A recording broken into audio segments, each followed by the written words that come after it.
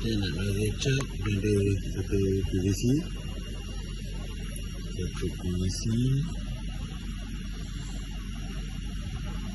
lepas tu tekan ni, tekan check, ini biar je, dia rasa dia kosong.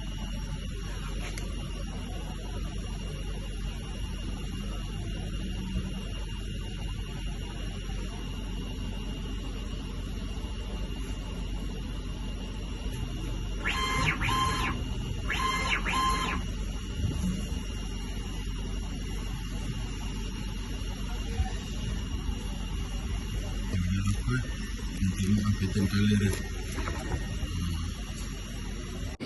Okey, untuk nozzle check view pattern, okey, ni kita boleh nampak ni sebelum kita clean dengan selepas kita clean. Selepas kita clean boleh nampak lagi smooth lah. Boleh nampak kat sini.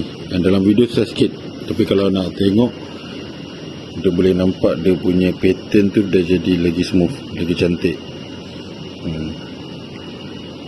So ini pattern kita tengok. Dia setiap kali clean, dia kalau setiap kali kita clean, lepas tu kita nozzle check, dia punya pattern tu mesti lain-lain.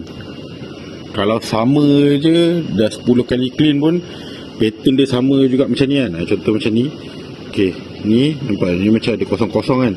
Lepas clean tu dia jadi lagi smooth. Okey, dia okey lah maksudnya. Tapi kalau kita clean, kita dah clean 10 kali pun dia punya pattern sama je, tak berubah-ubah, maksudnya memang ada something wrong lah. Print head sumbat ke, dia dah koyak ke, memang akan ada something wrong.